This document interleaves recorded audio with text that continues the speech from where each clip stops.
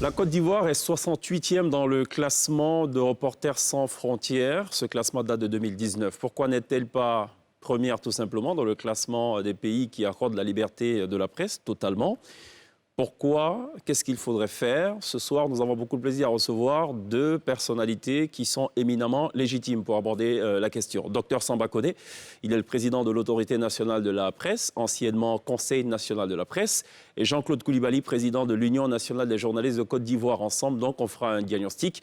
Et puis, on espère qu'au terme de cette émission, on pourra donc sortir, évidemment, des propositions de solutions pour redorer le blason de la liberté de la presse en Côte d'Ivoire. Pour le volet artistique, la Tibane sera en attraction à nouveau sur la scène de la télé d'ici. L'essentiel de ce que vous êtes en droit de savoir ici. Bonsoir, bienvenue.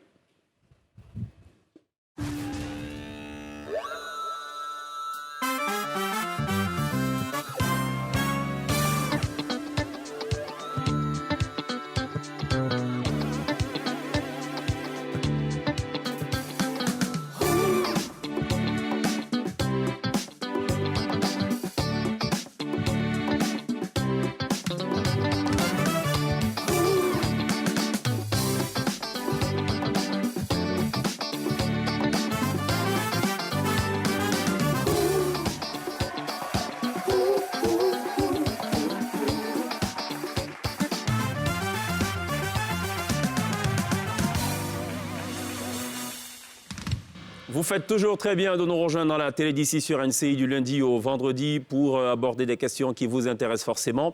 Alors, dans ce contexte de crise sanitaire, s'il y a un métier qui est aucunement touché, c'est bien le métier de la presse, puisque les journalistes effectuent leurs tâches au quotidien, pleinement même, on pourrait le dire.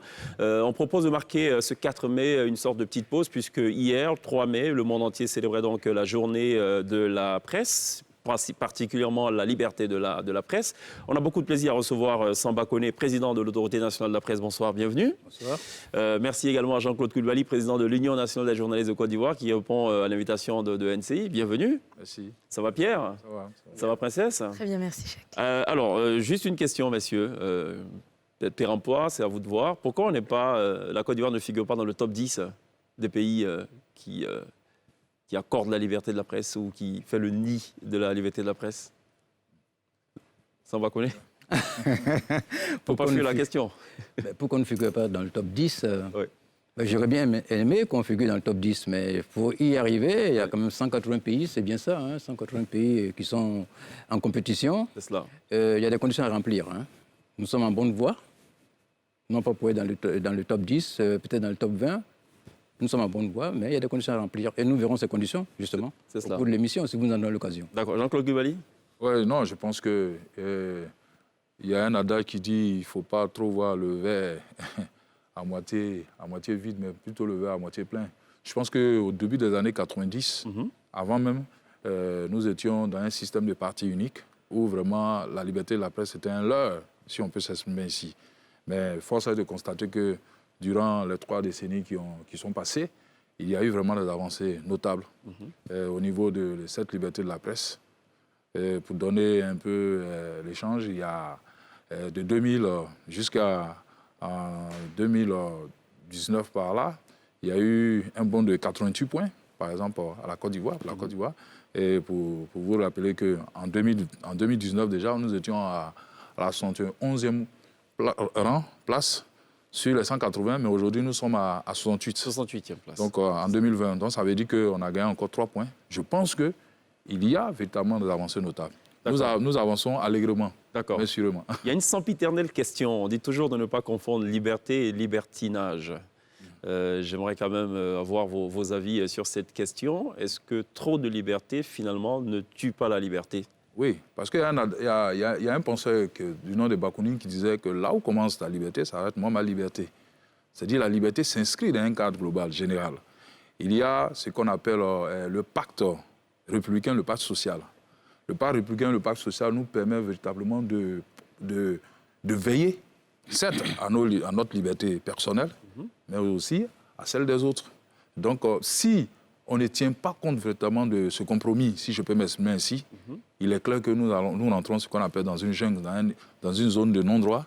Et c'est clair que personne n'aura la liberté, parce qu'il y a trop de liberté. Alors, justement, Samba Koné, vous avez à votre actif beaucoup d'écrits justement sur la question. Vous avez participé à plusieurs colloques internationaux sur la question de la liberté de la presse. Vous avez donc un regard assez pointu sur la question.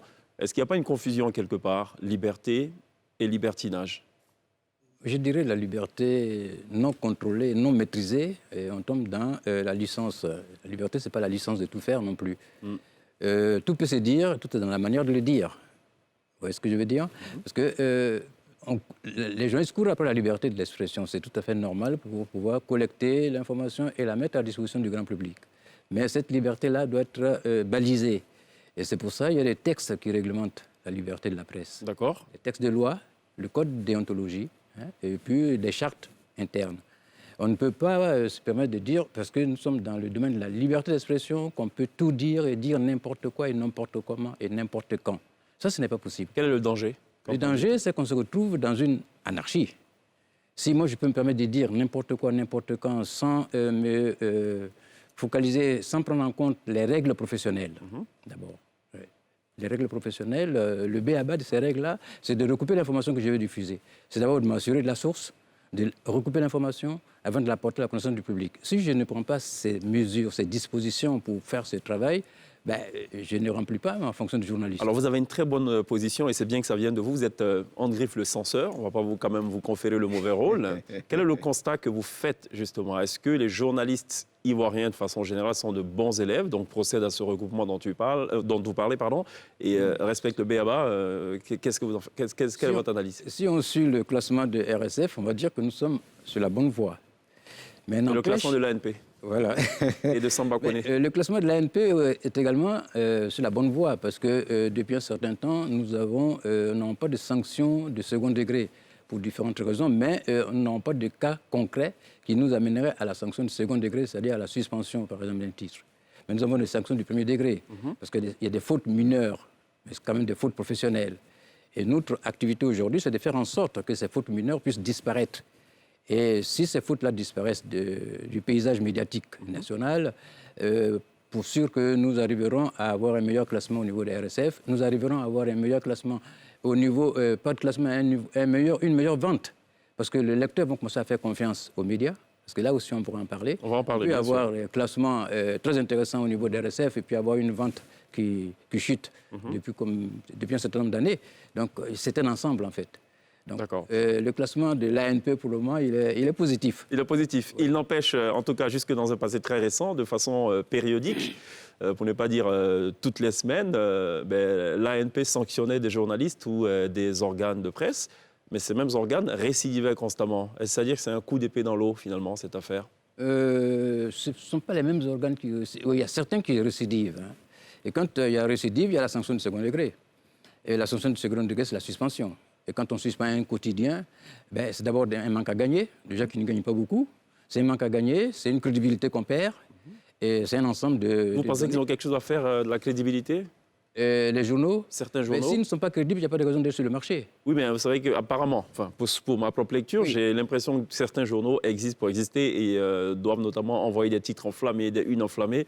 Visiblement, derrière, il y a peut-être un projet non dévoilé, par exemple, je ne sais pas. Oui, c'est vraiment un souci. Le paysage médiatique ivoirien est atypique.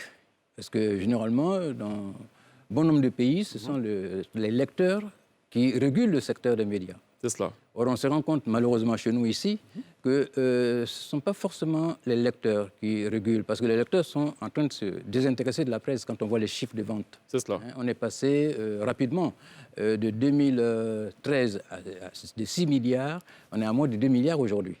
Pour que les téléspectateurs comprennent, Fraternité Matin, qui est le premier journal, ne vend pas plus de 5 000 exemplaires officiellement par jour. Il y a des journaux qui vendent moins de 100 exemplaires. Il y a 25 millions d'habitants. Il y a des journaux qui vendent moins de 100 exemplaires, qui tirent 5 000 exemplaires, qui vendent moins de 100 exemplaires. On se demande qu'est-ce que font ces journaux sur le marché. C'est cela. Où est-ce qu'ils retirent les ressources pour pouvoir fonctionner? Parce que si on ne vend pas 5 000, 7 000, 8 000 exemplaires par jour pour un quotidien, on n'a pas les ressources pour fonctionner. Jean-Claude Coulibaly, d'où sortez-vous ces ressources? Bon. Vous vendez que 100 exemplaires? Bon, je suis non, pas lui, je n'ai pas dit ça. C'est moi qui le dis. Je suis pas, il y a des mains occultes qu'est-ce qui se passe? Je ne suis pas patron de presse, mais je pense que...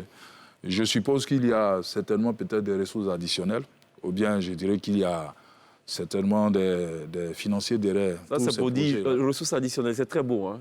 J'adore beaucoup. Ça fait très Parlement, ressources additionnelles, très gouvernement, Conseil des ministres et tout. Oui, mais ça vient d'où ces ressources additionnelles? Non, mais dans tous les cas, vous avez dit quelque chose qui est intéressant tout à l'heure. Vous avez dit certainement qu'il y a des projets derrière. Il y a certainement ceux qui voudraient que ces projets-là puissent se pérenniser dans le temps. Donc, le manque à gagner. Est-ce qu'il faut considérer ces journées comme des tracts? Donc, c'est pas en fait, si vous voulez... Parce que les tracts, on ne cherche pas à faire de bénéfices. Vous êtes d'accord avec moi que les journaux ivoiriens, comme il a dit, traînent ce qu'on appelle une tare congénitale. Depuis le printemps de la presse, la plupart des journaux ivoiriens sont adossés à des partis politiques. C'est cela. Parce qu'en réalité, si vous voulez, ce sont des instruments, des outils de combat. C'est-à-dire de propagande, si je peux m'estimer. Et donc, il est clair qu'un tel outil ou bien de tels outils, ceux qui les ont initiés ont intérêt à ce que ces outils-là soient pérennes. Est-ce que vous voyez? Et donc, certainement que même s'il y a des manques à gagner, je pense que les partis politiques auxquels ces journaux-là sont en tout cas adossés, peut-être casse la tirelire pour que les choses... D'accord. Je reste avec vous, Jean-Claude Coulibaly. Ce qui justifie votre présidence, c'est que vous êtes le président de l'UNJCI, l'Union nationale des journalistes de Côte d'Ivoire. En d'autres termes, des journalistes, donc des travailleurs de presse qui justifient d'un certain nombre d'années d'expérience, aussi d'un certain nombre d'années de formation professionnelle. Donc, ils sont outillés pour. Est-ce que vous avez le sentiment que ces journalistes-là mesurent la responsabilité et tout le poids de la responsabilité que d'écrire? Oui. Beaucoup surtout de journalistes... dans un contexte particulier où on se contente que des titres, où une grande, j'avais dit, frange de la population n'est pas alphabète. Oui, c'est ce que je dis. C'est-à-dire qu'en fait, votre question pose deux cas majeurs. Le premier des cas, c'est qu'en réalité, il y a des journalistes qui sont dans des rédactions. Mais ces journalistes-là travaillent sous le commandement de ce qu'on appelle une ligne éditoriale. Qui est effectivement, ils ont les mains un peu liées, ça il faut le dire, parce que la ligne éditoriale, comme on le dit, vous rentrez dans le moule par rapport à l'esprit que projette ce journal dans l'opinion. L'objectif politique, parce qu'il ne faut pas oublier que ce sont des objectifs politiques parfois. Voilà. On défend ce qu'on appelle une position, on défend une idéologie, si on veut, une philosophie, et on utilise véritablement parfois ces journaux pour l'accession au pouvoir. Donc il est clair qu'il est difficile pour ces journalistes-là, parfois de se départir. Parce que vous savez qu'un journaliste, il est journaliste que peut-être lorsqu'il est dans une rédaction, on peut travailler dans ces journaux-là et avoir l'esprit libre et puis mesurer le poids de la responsabilité de notre métier. Oui. Mais parfois, c'est difficile de considérer. Oui, mais la Côte d'Ivoire, le fait d'avoir des journaux d'opinion, j'ai presque envie de dire, ce n'est pas une fatalité. La Côte d'Ivoire n'est pas la seule élève dans le genre. Aux États-Unis, on a quand même de grands groupes médias, les Networks Channel et tout, qui sont adossés, enfin, pas officiellement, mais adossés à des partis politiques et tout. Et il n'empêche, les journalistes, quand ils posent des éditoriaux, ben c'est tout à fait objectif. Oui, mais là ce qu'on dénonce ici, c'est que parfois on écrit, on sait que ce n'est pas vraiment on écrit pour écrire, parce qu'il faut salir. Oui, c'est ce que nous dénonçons. D'accord. Je ne suis pas, justement, d'accord avec... D'accord, très bien. Vous n'êtes pas d'accord avec. Voilà. Okay. Ça me reconnaît. Tout à fait. Je vous rejoins parce qu'en fait, quand on passe le paysage médiatique ivoirien en revue, on se rend compte qu'on est plus dans le domaine de la com que dans le domaine de l'information. D'accord. Les journaux font plus de la com pour les partis auxquels ils sont adossés, que ce soit à gauche ou à droite, que de l'information.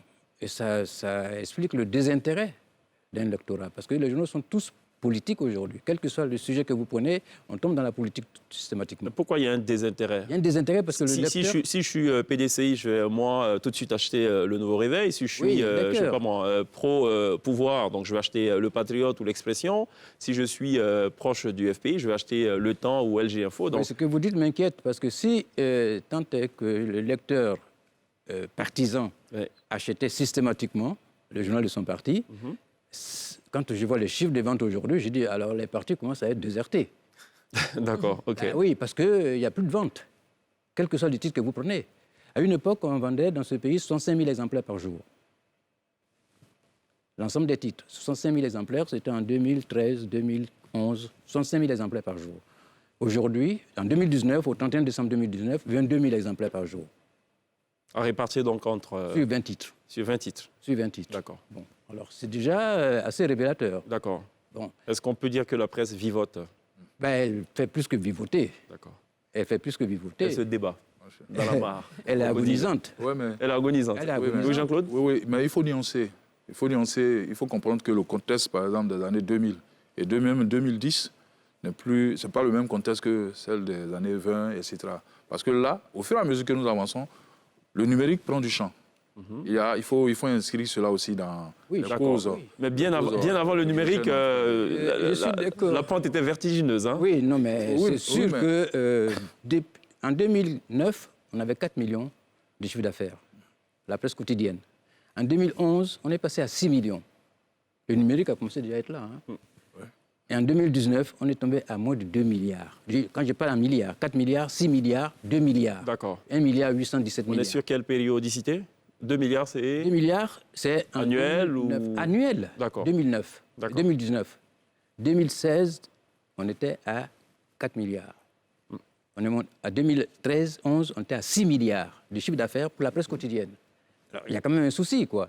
Parce qu'on a 20 quotidiens de façon permanente dans ce pays. On a 20 quotidiens. C'est cela. Pour un marché qui représente à peine 100 000 lecteurs, à une époque, Fraternité Matin tout seul tirait 80 000 exemplaires. Aujourd'hui, la presse quotidienne confondue dans son ensemble tire moins de 100 000 exemplaires. Il y a un souci. Ça veut dire que le lecteur s'est déplacé. Mais est-ce que la presse quotidienne intéresse aujourd'hui le lecteur ivoirien? Est-ce que les entreprises de presse quotidienne font l'effort d'aller vers le lecteur d'aujourd'hui? Parce que le lecteur d'hier, celui qui en 90, le lecteur qui avait 30 ans, 40 ans en 90, il a aujourd'hui 70 ans. Il a la retraite. C'est cela. Je ne sais pas s'il achètera tous les jours un quotidien. Ce lecteur est dépassé. D'accord. Et les journaux continuent d'aller vers ce lecteur-là qui n'a pas comme premier souci d'acheter un journal. Quand vous dites d'aller Les vers jeunes, ce ouais, lecteur, le en fait, format est resté le même? Oui, le format est resté le même. D'accord. L'approche éditoriale est restée la même. D'accord. Quels sont les besoins du lecteur aujourd'hui? Les jeunes de 25, 30 ans, est-ce qu'ils lisent un quotidien papier? Est-ce que les entreprises de presse font l'effort d'aller vers ce lectorat? Mais j'ai du mal. Il y a un besoin de se réinventer. Il y a un besoin de se réinventer, effectivement. D'accord. Merci. Non, oui, je suis d'accord avec lui. Il faut véritablement trouver ce qu'on appelle une nouvelle manière de penser la presse. Et ça fait partie, comme on l'a dit, des grandes réflexions, en tout cas au niveau de l'Union. On réfléchit beaucoup, hein, chez les Oui, journalistes. mais on réfléchit parce que, comme je l'ai Il y a dit, toujours des congrès dans des il faut hôtels à s'adapter. Bassam. Aujourd'hui, et par tout. exemple, il y en a les plus, lecteurs... là, Il n'y en a plus, bon, en confinement, bon, ok.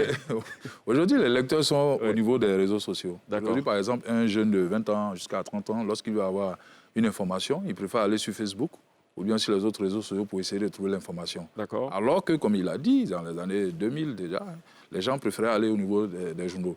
Certes, je ne dis pas que c'est le numérique qui est vraiment la cause principale. C'est une des causes. Mais c'est l'une des causes. Il D'accord. faut repenser vraiment la presse au niveau, surtout la presse papier. Ok, messieurs, on va parler tout à l'heure du fait qu'on loue les journaux pour les lire. 50 francs et on les restitue, pourquoi on le fait et tout.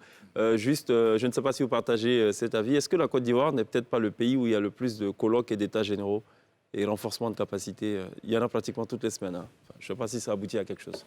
C'était juste une réflexion personnelle. Alors, on n'a pas de représentante de la gente féminine, mais lors de la 27e édition de cette journée de la presse en Côte d'Ivoire, on parle de l'égalité des genres au sein des rédactions. Donc, c'est l'un des sujets que vous avez abordés. Quelles sont les inégalités que l'on observe? Moi, je ne parle pas en termes d'inégalité. Peut-être que je préfère plutôt utiliser le terme en termes de promotion du genre. Mais pour faire la promotion du genre, on fait toujours la promotion du genre avec les femmes. Il faudrait que les femmes, elles aussi, comme on le dit, en tout cas, aient la volonté, en tout cas, de prendre leur place. Au niveau des rédactions, je ne pense pas les rédactions soient misogynes. Parce que nous avons toujours besoin vraiment en tout cas, de la gente féminine pour pouvoir apporter un autre regard sur tout ce que nous produisons. Et cela est important. Mais ce que nous constatons, malheureusement, et nous le décrions tous, c'est qu'il y a moins de femmes qui embrassent de plus en plus le métier. Bon, hier, par exemple, nous étions avec le docteur Alfred Namoussa, lors de la commémoration, en tout cas, du 3 mai, la journée mondiale de la liberté de la presse. Il nous a donné une lueur d'espoir. Il a dit qu'au niveau de l'école de journalisme, il y a plus de femmes, sinon autant de femmes que D'accord, d'hommes. ok. Voilà. En d'autres mots, jusque-là, les femmes s'intéressaient moins comparé aux hommes. Voilà, donc c'est pas une question de... Je pense que la tendance va changer. Très bien. Va changer. Et quelles sont les actions justement que vous faites pour changer la tendance? Nous, on continue de former et on continue effectivement de prendre des spécialistes en genre. Dans les hôtels à Grand Bassam? Non, pas les hôtels à Grand Bassam. C'est-à-dire que vous savez qu'il y a des études qui ont été menées. Il y a eu des études qui ont été menées qui ont montré, qui ont touché, qui ont montré du doigt les différents plaies qui font que, au niveau de la promotion du genre, c'est un peu compliqué. Et je pense que ces études ont apporté beaucoup d'informations pour faire en sorte que nous puissions véritablement pallier à cette insuffisance-là. D'accord. Je pense que ça va se faire. Ok, voilà. Oui, je voulais juste réagir là-dessus parce que quand on parle du genre dans la presse, il faut voir deux aspects. Il y a d'abord le genre au niveau de rédaction, la place des femmes dans les rédactions. Et puis il y a le genre au niveau du contenu. Nous avons fait des études pour Panos à l'époque, avec Agnès Crédit. Bien sûr. Et nous avons appris, par exemple, que quand on donne la possibilité aux femmes de s'exprimer dans les médias, elles rechignent à prendre la place. C'est pas compliqué, il y a des journaux qui ouvrent des tribunes libres pour donner la place aux lecteurs de s'exprimer. Rarement, même quand le sujet intéresse la femme, et même quand elle est pointue dans son domaine, rarement la femme prend sa place. Pourquoi? Elles sont Pourquoi? Je sais plutôt pas. portées par les telenovelas? C'est culturel, je ne sais pas. On n'a pas encore les explications. J'ai eu des explications. Mais il y a cet handicap. La femme n'ose pas prendre sa place. Parce que dans la tradition africaine, la femme a le droit à la parole et tout. Enfin, il y a un aspect culturel là-dedans. Mais je trouve ça dommage parce que tant que la femme ne va pas se faire valoir elle-même, si ce n'est dans les domaines, j'ai failli dire mineurs, mais pas si mineurs que ça, c'est-à-dire beauté, cuisine et autres, et ce serait difficile. Ça, c'est un. Deuxièmement, dans les rédactions même qui sont occupées par des femmes, rarement elles s'intéressent à avoir des interlocutrices femmes. Parce qu'elles ont du mal aussi à trouver des interlocutrices femmes pour pouvoir alimenter leur colonne.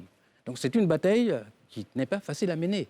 Maintenant, ce qui concerne la présence des femmes dans les rédactions, comme journalistes, il faut reconnaître que c'est un travail très difficile à mener, de front avec la vie de couple.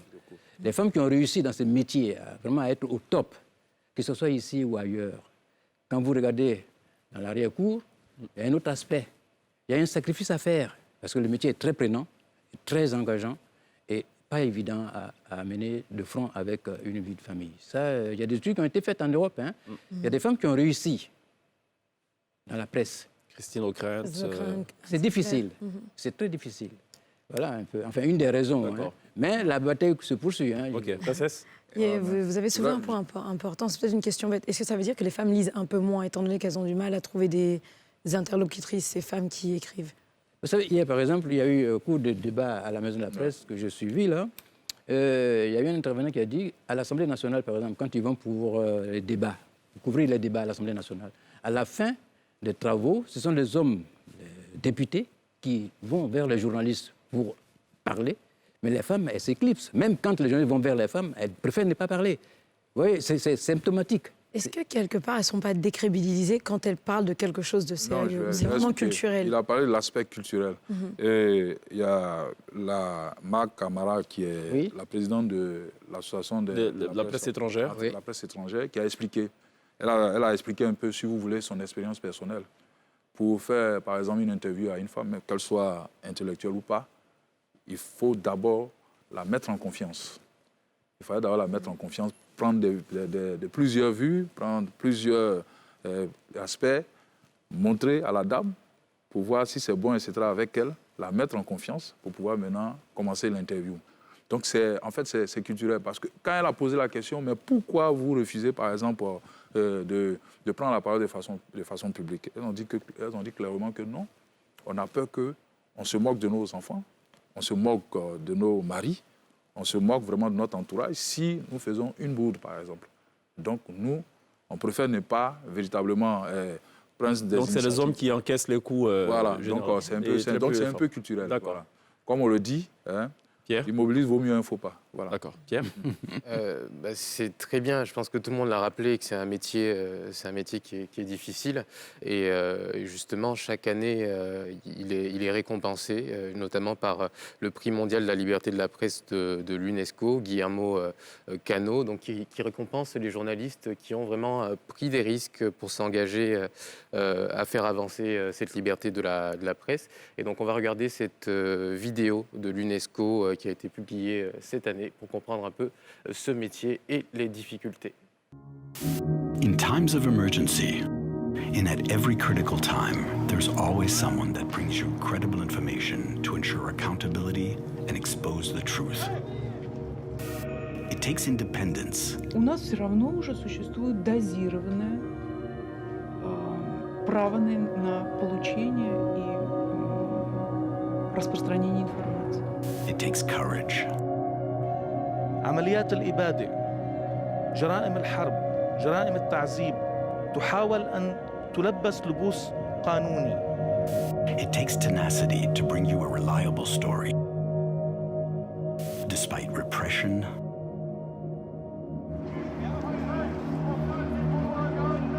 despite threats, They filmed me secretly in my bedroom with my boyfriend and then blackmailed me with that video. despite persecution, Reuters reporters Wallone and Yasu'u leaving court today after a Myanmar judge found them guilty. despite censorship. Journalists put the truth first, sometimes at the risk of their own lives. In recognition of their commitment, we honor them. Y yo misma voy a tener que buscar esa justicia, pero no hay nadie ni que me crea ni que me quiera respaldar. Al final uno dice, ¿esto va a valer la pena? Pues con la decisión que tomó la CIDH de llevar mi caso a la Corte Interamericana, la respuesta es que sí vale la pena, porque ya no solamente es por mí, es abrir la puerta a la justicia a miles de mujeres y valió la pena.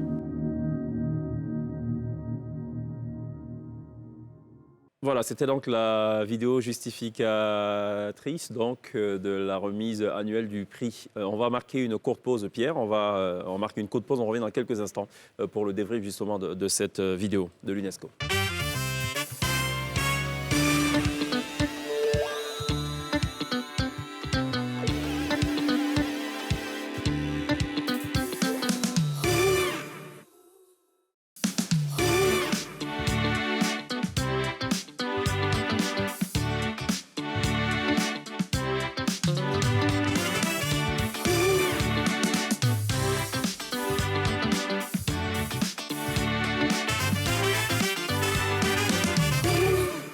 Télévivez la liberté de la presse dans la télé d'ici ce soir. On est en compagnie de Samba Koné, président de l'Autorité nationale de la presse, et Jean-Claude Koulibaly, président de l'Union nationale des journalistes de Côte d'Ivoire.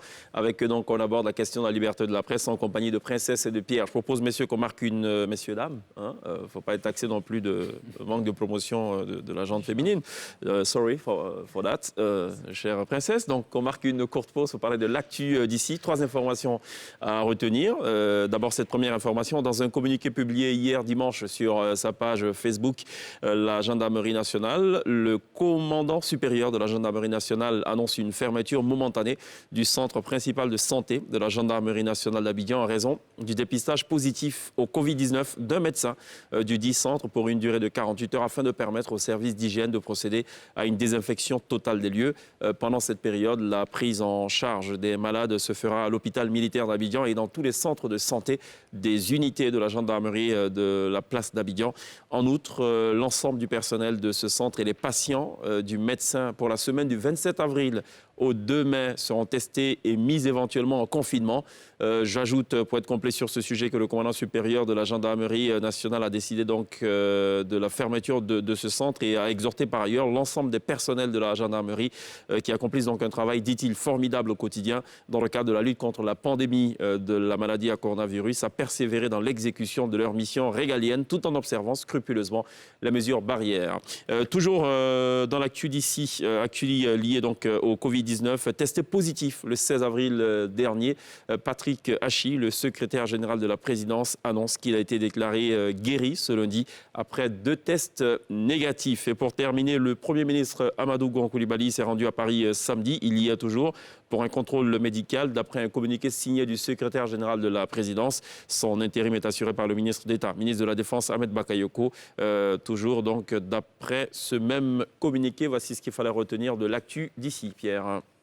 Alors oui, donc cette petite vidéo de l'UNESCO qu'on a vue tout à l'heure nous rappelle que c'est un métier compliqué. Il y a des gens qui meurent en l'exerçant, qui subissent énormément de pression. Donc récompenser les meilleurs journalistes chaque année, c'est quelque chose d'important. Et ça me fait revenir sur ce classement RSF donc de 2019. On signale quand même peu d'atteintes à la liberté de la presse en Côte d'Ivoire. Mais il y a un volet qui est pointé, c'est les agressions contre les journalistes de la part des forces de l'ordre. Alors, pendant les manifestations notamment. Alors, qu'est-ce qui est fait avec nos autorités? Est-ce qu'il y a des sessions de travail, de formation, par exemple, des policiers à se comporter pendant une manifestation envers des journalistes qui viennent tout simplement faire leur travail? Oui, il y a eu à la suite, je crois, d'une agression sur un journaliste en 2018. Je vais parler notamment de Daouda Coulibaly, qui avait été agressé au cours vraiment d'une manifestation de l'opposition. On a décidé en tout cas de prendre le taureau par les cornes, essayer de rencontrer les différents acteurs pour que cela ne puisse plus encore se reproduire. J'ai une question avant que vous poursuiviez. Est-ce qu'il avait pu être identifié comme étant un journaliste? Ce qui est sûr, selon son témoignage, il a décliné son identité. Il a dit qu'il est journaliste. Après coup ou... Non, au moment où il y avait les échauffourées. D'accord. Il a dit qu'il est journaliste. Oui, parce qu'effectivement, dans une manifestation, si je prétends, moi, être journaliste et que je n'ai pas les moyens de le prouver, je n'ai peut-être pas une chasuble ou... Voilà, oui, ça peut justement, mais j'allais en voilà, venir. c'est juste un petit détail. J'allais en venir. On s'est rendu compte que de cette insuffisance que vous venez de révéler, qu'il y avait problème. Lorsqu'on est sur les théâtres des opérations, il est difficile vraiment de distinguer les journalistes et les manifestants. Donc, il y a eu un séminaire qui a été tenu à Bassam. Un autre séminaire à Bassam? Un autre séminaire, oui. Mais là, on s'est entendu. Il y a eu un séminaire organisé par l'intersyndicale. Oui. Je pense que où il y avait des magistrats, il y avait en tout cas les forces de l'ordre. Est-ce que tout le budget de l'UNICEF ne va pas dans les séminaires? Non, ça c'est l'intersyndicale. D'accord. C'est pas l'Union. Okay. L'intersyndicale qui l'a fait. Et je pense que l'année dernière, lors de la commémoration de la Journée mondiale de la presse et la liberté de la presse, il y a eu également une conférence publique après la grande marche que nous avons organisée à la RTI. Et je pense qu'à ce niveau-là, il n'y a pas de souci. Bientôt, il y a eu la confession de certains choisibs qui ont été faits. Bientôt, nous allons en tout cas faire une cérémonie pour la remise officielle de ces choisibs-là, afin de pouvoir distinguer les uns les autres pendant les différentes manifestations.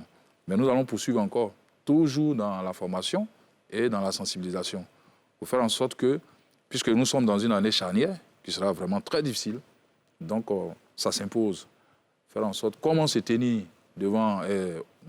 sur le théâtre des opérations, pendant ce qu'on appelle un reportage chaud, comment se tenir, et qu'est-ce qu'il faut faire pour se prémunir vraiment de toutes sortes de dangers de la part des autorités qui sont chargées du maintien. Mais il n'y a pas que les forces de l'ordre. Il faut rappeler aussi que nos confrères de la RTI sont bien des fois pris à partie dans certains secteurs, censés être pro Laurent Gbagbo et tout. Est-ce que vous en tenez compte aussi? Oui, bien sûr. Nous avons même fait une déclaration pour vraiment protester vivement contre, en tout cas, ce genre d'agression. Oui, il y a un problème aujourd'hui. Beaucoup au niveau des populations pensent que l'ennemi aujourd'hui, c'est le journaliste. Mais ce n'est pas le cas. C'est-à-dire que le journaliste fait son travail, comme en tout cas, toutes les corporations dans la société. Mais on dit que ces journalistes sont des pyromanes. Non, journalistes pyromanes. Je pense que c'est peut-être, comme on l'a dit par exemple le docteur Alfred Amoussa hier, il va falloir véritablement qu'on ouvre nos rédactions aux populations. Est-ce que c'est suffisant d'ouvrir? Non, mais les titres déjà, c'est suffisant, on n'a pas besoin d'ouvrir les rédactions. Non, enfin... On va y retrouver un bureau, un ordinateur, c'est tout. En fait. Les titres, je pense que les titres, comme vous le savez, ce n'est pas forcément, comment vous voulez, la vitrine de toute la presse. Il y a, par exemple, des titres, comme je le dis, qui peuvent mettre de l'huile sur le feu. D'accord. Pas tous les titres. Mais justement, les titres se ressemblent tout le temps. C'est Crash, c'est vérité. Ce qui n'a jamais osé dire. Oui, mais ça dit qu'il ne faut pas en même temps dire que vraiment le journaliste ivoirien est un pyromane. C'est lui qui est à la base de tous les dangers. Depuis que je suis ici, c'est la même formulation de titre que je vois. Je suis lucide depuis... La presse est le miroir de la société. Par rapport à la question de Pierre. En disant que la presse est le miroir de la société, il a voulu tout résumer là. Voilà. C'est la société qui est pyromane en quelque sorte. Voilà. Bon. On peut dire ça comme ça, si la presse est effectivement le miroir de la société. Voilà. Pour revenir aux agressions des journalistes, je pense qu'il faut... Il y a eu déjà des séminaires de sensibilisation au niveau même des forces de l'ordre. D'accord. Il faut aussi continuer à sensibiliser les journalistes parce qu'on ne couvre pas une manifestation chaude comme un défilé de mode. Il faut que les gens sachent. Comment ça devrait se faire? Écoutez, quand on va couvrir une manifestation, il y a des règles à respecter. Quand on est professionnel, il y a des règles. Quand on ne les a pas, on demande à son chef de donner les règles. Il y a des règles qui sont là. On ne va pas à une manifestation. Vous allez à une manifestation, même politique. OK? Vous portez le T-shirt, en tant que journaliste partisan, vous portez le T-shirt de votre parti pour couvrir une manifestation d'un parti opposé. Pensez qu'ils vont vous recevoir à bras ouverts? Non.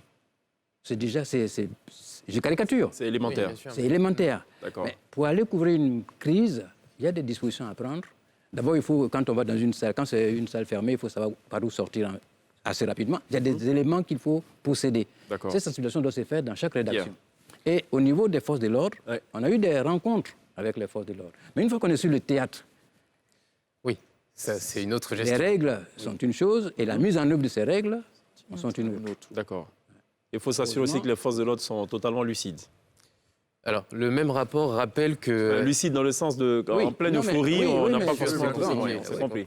Alors, le même rapport rappelle que même si les délits de presse sont dépénalisés, des journalistes ont été arrêtés, enfin on le sait tous, et placés en garde à vue en 2019 dans le cadre de leur travail, mais pointe également d'autres dispositions de la loi qui sont encore liberticides. Et là, il parle du délit d'offense au chef de l'État ou la possibilité d'engager des poursuites pour diffamation pour des faits, même s'ils sont vérifiés et s'ils concernent la vie privée d'une personne. Qu'est-ce que vous en pensez de ces dispositions de la loi? On veut vraiment la réponse de Samba Koné, de l'ANP. La loi actuelle, quand on dit que la loi est liberticide, on regarde à peine d'où on vient. En 91, de 91 à 2017, il y a eu 3 lois. Nous sommes à la 3e loi. En 91, ce n'était même pas la garde à vue, c'était la prison. Vous comprenez? Et là, on a évolué. Là. On ne va pratiquement plus en prison pour un délit de presse. Il y a des sanctions pécuniaires. C'est vrai que d'aucuns considèrent qu'elles sont très lourdes. Mais on ne va plus en prison. La garde à vue, aujourd'hui, c'est... pratiquement, il n'y a plus de garde à vue. La loi ne prévoit pas de garde à vue. Donc, on est en train d'évoluer. Et cette loi, l'avant-dernière, c'est 2014, 2017, il y a eu 3 ans. La première, c'était 1991, 2014. 2004. 2004. Ouais. 91, 2004. 2004, 2017. Ouais, donc, c'est aux journalistes, à la corporation, de faire en sorte d'avoir une loi qui vraiment encercle la profession et qui ne laisse pas une ouverture au code pénal. Qu'est-ce que vous répondez à ceux qui disent que les forces de l'ordre, tout ce qui est treillis ne doit rien avoir à faire avec les journalistes et que ça doit être géré justement par l'ANP, par l'AACA, en gros, par les organes de régulation? Je suis tout à fait d'accord avec eux, pour le moment. Oui, moi je suis d'accord. Je vous donne 2 incongruités pour les 2 derniers procès auxquels j'ai assisté. Le premier procès, on reprochait aux journalistes, si vous voulez, d'avoir repris une information qui est fausse. La rédaction s'est rendue compte que l'information était fausse.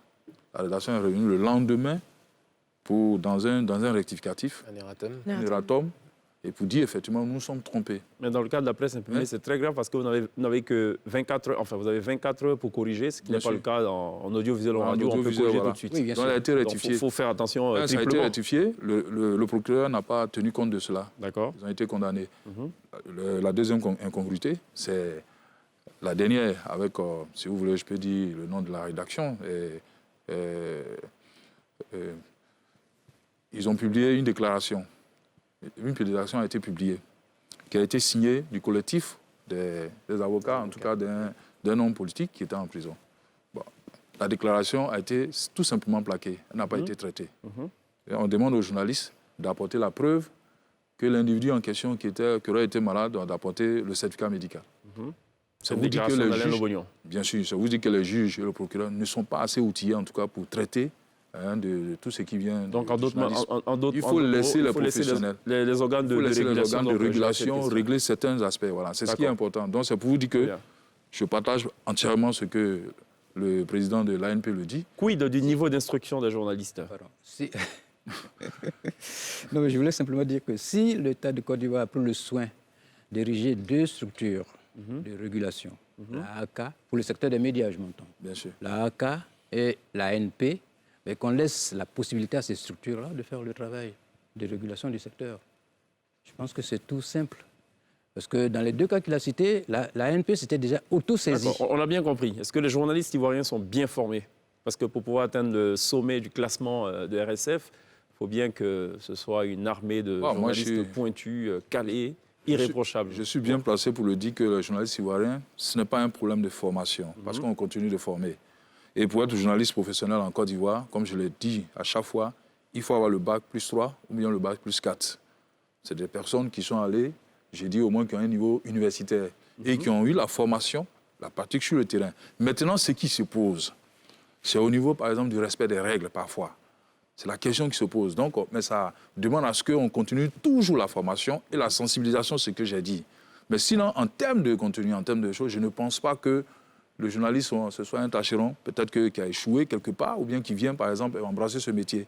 C'est aussi un intellectuel. Mais attention, comme je l'ai dit, il y a un problème, il y a des règles, il faut les respecter. D'accord. Voilà, c'est ça. C'est une bonne chose ou pas, la subvention à la presse? Dans la sphère francophone, la subvention est une pratique acceptée. Dans la sphère anglophone, elle est difficilement acceptable. D'accord. Parce que la presse est considérée dans la sphère francophone comme un service public, un service d'intérêt public. C'est cela. Et là, il est tout à fait logique dans cette approche-là qu'elle puisse être accompagnée, subventionnée en quelque sorte. Subventionnée sous différentes formes. Il y a des subventions directes, il y a des subventions indirectes. Ce sont des choix à faire. Maintenant, ça ne pose pas le problème de savoir quel est l'impact de la subvention en Côte d'Ivoire. Ça, c'est un autre débat. C'est cela. Voilà. D'accord. D'après vous, comment sont vus les journalistes ou comment est vu le journaliste dans la société ivoirienne? Alors, je vais me référer à un concours que nous avons lancé à l'OLPED.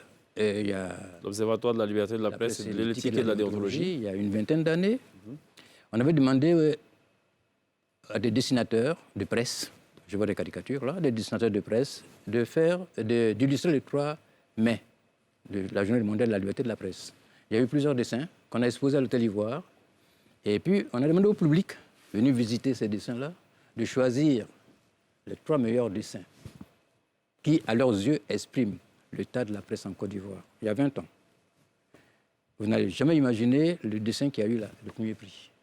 C'était simplement 3 personnes, un journaliste à table en train d'écrire, son red chef derrière et un acteur politique en 3e plan qui tendait une enveloppe au red chef qui donnait des instructions aux journalistes pour écrire. Voilà comment l'opinion voit le journaliste ivoirien il y a 3 ans, il y a 20 ans. Aujourd'hui, sans exagérer, ça n'a pas vraiment changé. Ça n'a pas beaucoup changé malheureusement. C'est toujours le journaliste, c'est l'enveloppe kaki. Parce que nous favorisons aussi en quelque sorte. Oui. Jean-Claude Coulibaly, pourquoi le choix du kaki? Ça peut être le blanc c'est pas lui qui donne les enveloppes. Je laisse le président et l'ANP, en tout cas, toute la paternité de ses propos. Oui, tout à fait, j'assume. Mais je pense qu'en fait, on fait parfois un mauvais procès aux journalistes. J'ai dit comme dans toute corporation. Par rapport à la couleur de l'enveloppe ou... Non, par rapport à la couleur, comme dans toute corporation, il y a des brebis galeuses. D'accord. Il y a des journalistes qui sont corrompus, mais il n'y a pas tous les journalistes qui sont corrompus. Comme je l'ai dit, chaque jour, il y a des journalistes. Non, ce n'est pas ce qu'il a dit. Il dit qu'il y a un concours qui a été lancé et tout, et voici une illustration qui a retenu l'attention de tous. Je pense que c'est une mauvaise perception du journaliste. Il y a des journalistes, des femmes journalistes, des hommes journalistes qui font leur travail au quotidien de façon honnête. Mais il y a certains, par exemple, c'est normal, comme je l'ai dit, dans toute corporation, que ce soit avocat... Est-ce que ce n'est pas lié au niveau des rémunérations aussi? Bon, ça aussi, c'est la question... Quand on est rémunéré au lance-pierre, la première enveloppe kaki qui se présente, on la porte. C'est ce que je dis, mais il ne peut pas avoir des responsabilités sans autonomie financière. Comme je le dis chaque jour, tu ne peux pas, par exemple, responsabiliser ton fils qui dort dans ton salon, parce qu'il n'est pas autonome.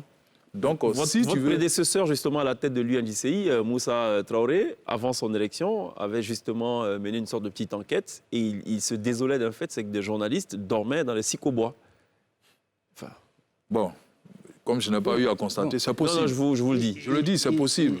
En fait, c'est l'une des causes, en tout cas, de certaines déviances, de certains, si vous voulez, qu'on appelle ça manquements, se trouve aussi dans ce qu'on a la paupérisation de notre métier. Il est difficile de concevoir qu'une entreprise de presse, qu'un chef d'entreprise de presse puisse mettre un journaliste en mission, c'est-à-dire l'envoyer en reportage, sans assurer son trajet aller-retour. Parce qu'on justifie ces enveloppes kaki par le paiement du transport. Mais comment voulez-vous qu'un journaliste qui reçoit une enveloppe kaki soit honnête dans son rendu? D'accord. Non, c'est difficile. Il y a plusieurs facteurs qui expliquent cela. Moi, je voulais simplement dire qu'aujourd'hui, si on veut avoir une presse professionnelle, il faut faire en sorte que l'entreprise de presse soit rentable et que le journaliste qui va en mission, qui est mis en mission par l'entreprise de presse, soit dans les conditions pour remplir sa mission de façon honnête. D'accord. Sinon, ce n'est pas possible. Marquons une pause, messieurs. Une autre pause. On revient dans quelques instants pour le dernier volet de nos échanges.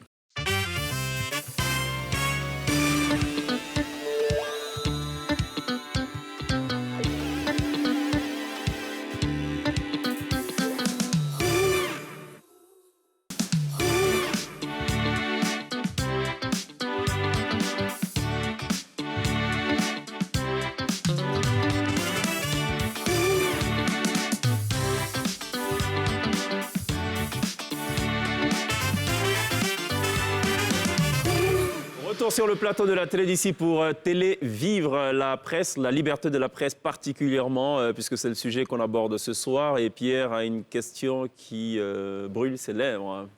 Oui, on a parlé des réseaux sociaux et on observe justement que beaucoup de gens remplacent aujourd'hui les journalistes à donner des informations, des pseudo-enquêteurs. Enfin, j'ai pas envie de mettre pseudo. On peut citer notamment des personnages comme Chris Yapi ou Kyria Doucouré. Qu'est-ce que vous en pensez? Est-ce que vous les connaissez déjà? Vous avez entendu parler d'eux? Et qu'est-ce que vous pensez justement de ce travail d'enquête, parfois sans source, sans complément d'information, qui est diffusé à tout va sur les réseaux sociaux? Oui, mais c'est le combat de tous les jours de l'Union nationale des journalistes de Côte d'Ivoire et surtout des journalistes professionnels de Côte d'Ivoire. Parce que le métier des journalistes ne s'improvise pas. Il répond à une formation, le métier répond également à des règles. Et nous constatons que, comme on l'a dit, il fut un moment où on a laissé un peu la place à certains leaders d'opinion, ou bien certains activistes ou cyberactivistes. Mais nous sommes en train de corriger cela. Parce que le traitement de l'information est un art. Et ça appartient aux professionnels de la communication. Est-ce qu'ils n'ont pas déjà pris une longueur d'avance qui fait que... oui, ils ont pris une longueur d'avance. C'est compliqué de rectifier le tir. Justement, comme ils ont déjà fait. Moi, je ne le dis pas, j'ai essayé d'intervenir sur un débat. Vous avez cité par exemple Kyria Doucouré. Mais quand j'ai regardé par exemple l'investigation qu'il a faite par rapport à quelqu'un, j'ai observé, j'ai regardé les différents éléments, les failles, j'ai vu les failles. Et j'ai dit non, c'est comme ça, c'est comme ça. Il faut expliquer. Je pense qu'ils ont pris de l'avance, mais avec nos camarades de la presse en ligne, on est en train de récupérer encore, en tout cas, du terrain. Et je pense que d'ici quelques mois, on va essayer de... Vous ne pouvez pas comprendre le travail formidable que nous faisons au niveau même des fake news. On essaye, il y a dans les différentes plateformes de journalistes, de disséquer, de dénoncer, et puis vraiment de tourner en dérisoire tout ce qu'ils font, tous ceux qui pensent qu'on peut s'improviser. D'accord, mais ça va être un peu compliqué parce que vous êtes vraiment dans une nébuleuse, hein. Princesse. Pourquoi ne pas justement, étant donné qu'ils ont déjà ils ont déjà des followers, essayer justement de recruter ces personnes et de les former s'ils sont en Côte d'Ivoire, bien sûr. Oui, on le fait. Il y a eu des blogueurs, il y a eu des cyberactivistes qui sont aujourd'hui journalistes, qui sont passés par la formation et qui ont obtenu leur diplôme et qui exercent aujourd'hui en tant que journalistes professionnels. D'accord. Je ne vais pas citer de noms, mais il y en a. OK. Voilà. On va y aller au pas de course. J'aimerais quand même bien entendre l'avis de Samba Koné par rapport à la question de Pierre. Moi, je dirais simplement que l'avènement des réseaux sociaux va en quelque sorte permettre à la presse de redorer son blason, qui a terni au cours des années. Parce que sur les réseaux sociaux, on trouve n'importe quoi comme information, mais des informations qui ne sont pas parfois sourcées. Et le lecteur aujourd'hui Et c'est le phénomène des fake news, par exemple. Hein, le lecteur aujourd'hui a besoin de se référer à des titres, à des marques, des journaux, pour se faire son opinion aujourd'hui. Parce que ce n'est pas sur les réseaux sociaux qu'il va se faire son opinion. C'est le cas aujourd'hui. C'est le cas. Mais non, il ne se fait pas une opinion sur les réseaux sociaux. C'est le cas aujourd'hui. Non, il va collecter des informations sur les réseaux sociaux. Les journalistes vont sur les réseaux sociaux pour s'informer et aller maintenant en profondeur de ce qu'ils rencontrent sur les réseaux sociaux. C'est un bouillonnement sur les réseaux sociaux. En gros, une publication qui n'a pas de source et une autre publication, Oui, c'est signé Fratmat Info, elle est plus crédible. Bon, vous allez sur les réseaux sociaux, on vous annonce une information non sourcée. Et vous la dupliquez, vous la transférez. Mais ce qu'il faut éviter de faire, parce qu'une information qui n'est pas sourcée, ce n'est pas une information crédible. Bien sûr. Et le lecteur aujourd'hui a besoin, dans ce flux d'informations, il a besoin de sources crédibles. Dans cette nébuleuse dont je parlais à l'instant. Ben oui, Jean-Claude Compagnie n'avait pas compris. Ce que je vais dire, Oui. aujourd'hui nous sommes à une ère qui me rappelle un peu, si vous voulez, le printemps de la presse, où il y avait de l'euphorie. Lorsqu'il y a eu le multipartisme, et puis il y a eu plusieurs supports, en tout cas, qui sont arrivés. Mais c'était la même chose, hein. Il y avait beaucoup de dérives. Il y avait plein de choses dans les journaux et les gens consommaient. Mais il arrivait un certain moment avec la saturation. Ce sera la même chose pour les réseaux sociaux. Aujourd'hui, il y a beaucoup de personnes qui se rendent compte que à 80%, il y a beaucoup d'informations qui sont fausses. D'accord, j'ai une question. Et quand ils vont s'en rendre compte au fur et à mesure, vous allez voir qu'il y aura un désintérêt. Très bien. J'ai une question, et là je m'adresse à l'économiste des médias, en espérant qu'on ne va pas me taxer d'agent du Liberticide. Oui. Est-ce qu'il ne faut pas limiter le nombre de journaux Parce qu'en fait, les journaux ont besoin de se financer. Pour financer, on a besoin que le marché publicitaire soit assez consistant. Quand il y a trop de journaux, on se partage un petit gâteau. D'accord. Non, moi je ne suis pas pour la limitation des journaux parce que je suis pour la liberté d'expression. Oui. Sinon, on se retrouve à la pensée unique. D'accord. D'accord. Pour avoir été journaliste de développement, parce qu'à une époque, nous étions des journalistes de développement, hein, dans les années 70-72. Hein, et c'était logique, à cette époque-là, c'était le parti unique et on était considérés comme des agents de développement. Aujourd'hui, le journaliste a une mission dans la société. Une société qui se veut démocratique, le journaliste a une mission à remplir. Très bien. Et il faudrait donner la possibilité à tout chef d'entreprise qui veut entreprendre dans ce secteur-là de pouvoir le faire. Il faut baliser. Et c'est pour ça qu'en 2004, les journalistes ont décidé que la loi de 91 soit révisée et qu'avant de lancer un titre, il faut qu'on ait une entreprise de presse qui soit adossée sur un capital de 5 millions déjà. C'est cela. Pour pouvoir, OK. Et aujourd'hui, la loi 2017 est revenue à l'OADA à 1 million. Mais il faut que l'entreprise de presse soit viable. C'est cela. Il faut que ce soit des hommes d'affaires qui viennent dans le secteur. Et l'entreprise de presse ne doit plus seulement être unie médiatique, c'est-à-dire un seul média, un seul support. Non, aujourd'hui, il faut aller plus loin. Il faut avoir Princesse. La diversité. D'accord. Princesse est allée sur Internet. Je ne sais pas si... Alors, elle, visiblement, elle s'informe uniquement sur Internet. Je ne sais pas. C'est vrai. Bon, c'est quoi le kiff du web? On parle de liberté de la presse, liberté d'expression. Oui. Et parfois, les gens pensent que quand nous sommes devant vous, enfin devant les téléspectateurs nous regardent, c'est très facile de contenir ses émotions. Et ben, on va le voir dans quelques secondes avec cette vidéo. Dans un plateau de télévision, chercher à défendre Gédéon Kyungu, c'est défendre l'indéfendable. J'ai maudit, monsieur, par tous ceux qui sont morts dans l'affaire de Gédéon Kyungu. Je t'ai maudit 3 fois. Je t'ai maudit encore parce que tu défends Kabila, monsieur. Je t'ai maudit parce que tu veux copier Kabila avec la barbe. Mauvais gène. Je t'ai maudit au nom de tous ceux qui sont morts dans ce pays. Laissez-moi, j'étais en train de maudire quelqu'un, mais là je reviens à la question. Voilà, j'étais donc en train de maudire quelqu'un. J'ai fini, on peut maintenant poursuivre les échanges. Alors, merci Princesse pour ce kiff. On marque une pause juste derrière la pub. On retrouve la T-Band pour 2 prestations live sur la scène de la télé d'ici.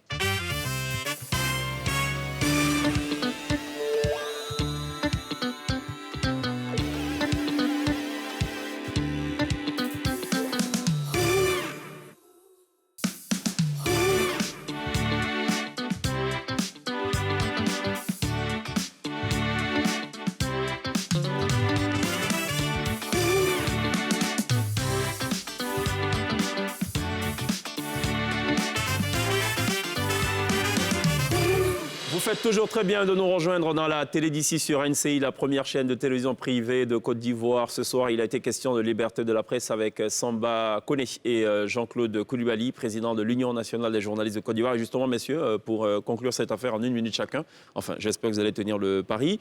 La thématique retenue ce soir, c'est le journalisme sans crainte ni complaisance. Si c'est possible, comment y parvenir?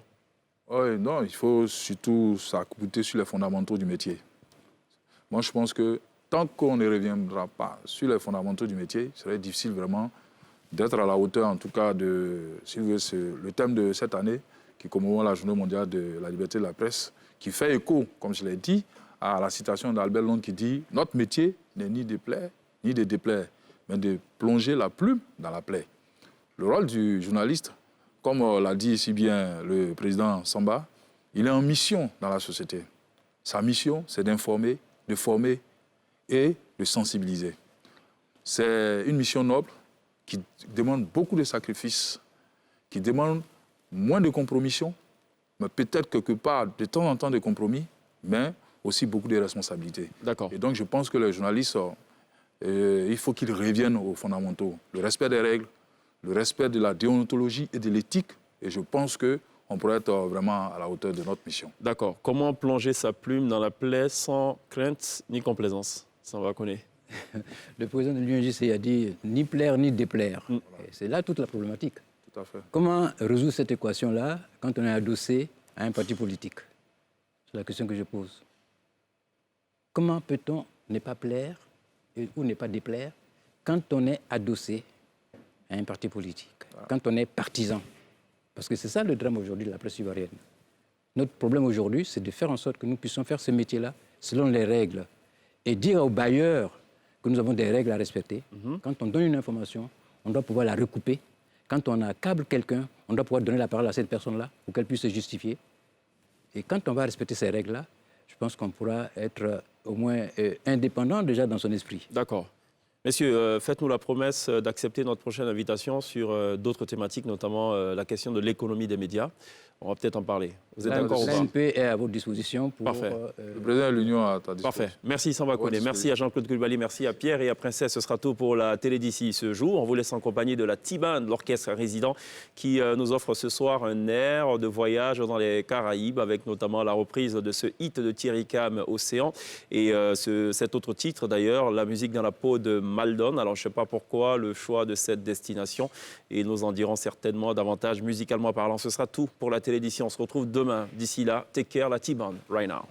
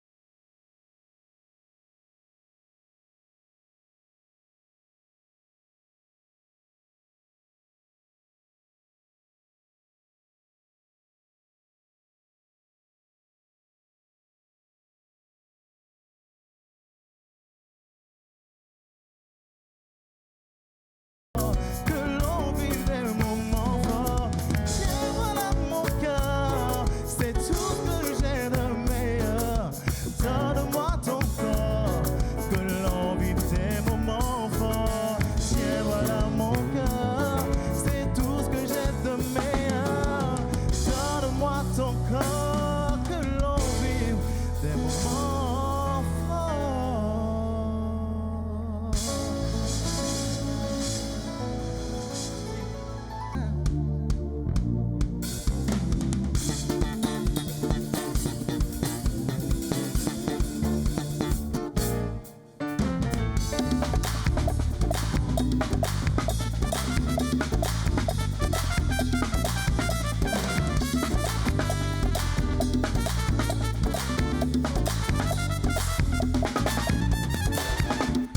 Que les cuento ça, Mais du match, oh, passez-moi, oh, c'est ce que pour goûter, ça continue. Mon fil, dis-moi que bouger. Que les cuento ça, mais du match, oh, passez-moi, oh, c'est ce que pour goûter, ça continue.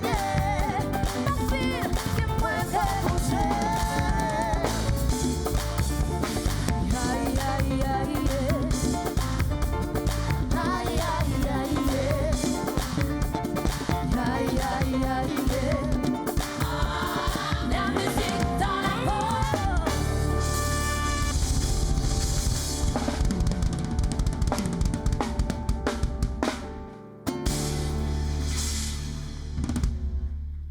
La T-Band, bravo, good job. Merci de les applaudir.